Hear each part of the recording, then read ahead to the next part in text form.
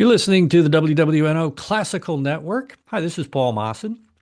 Each week, we take a couple of minutes, we check in with Dave Walker and find out what's going on in the museum scene because Dave is host of the website, themuseumgoer.com. Dave, welcome back. Hey, Paul. All right, what's on tap for this week? The exhibit Hayward Oubre, Structural Integrity, opens Friday and runs through May 3rd at the New Orleans Museum of Art.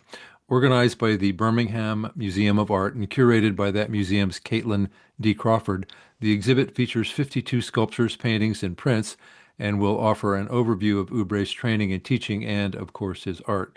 Loan items for this exhibit come from the Metropolitan Museum of Art and the National Gallery of Art, among other prestigious collections. Born in New Orleans in 1916, and so a contemporary of Mahalia Jackson, Professor Longhair, and Mel Ott, Oubre was the first Dillard University student to graduate with a Bachelor of Fine Arts degree.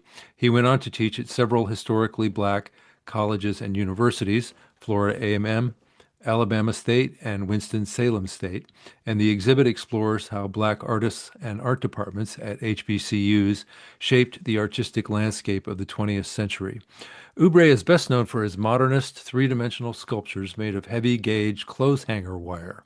He began to work in that medium while at Alabama State in the 1950s and went on to create nearly 40 wire sculptures, working in the form until the early 1980s when he was physically unable to do more. He worked the hangers with just his hands and pliers. His students called him the Master of Torque. The exhibit opens with a member preview Thursday evening and a NOMA at Night event Friday evening.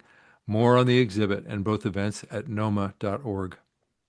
And you thought hangers were just for clothes. Well, sounds interesting. How sturdy are these?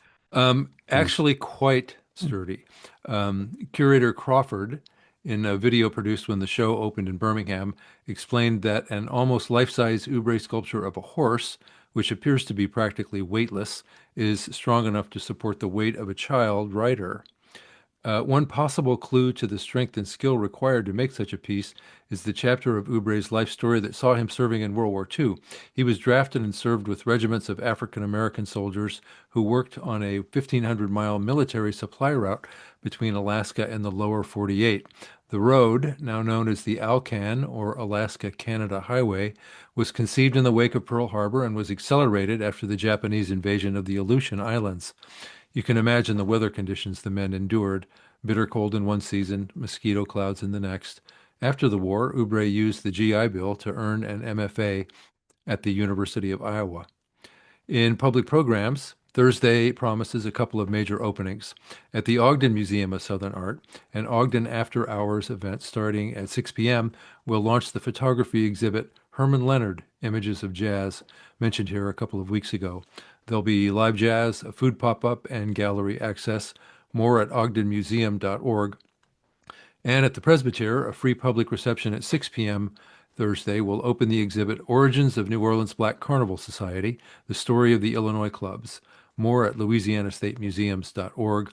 Finally, at noon Saturday, historian Rhett Breerwood will deliver a presentation titled Bayou Patriots, Louisiana Militia and the American Revolution at the Jackson Barracks Military Museum, 6400 St. Claude Avenue.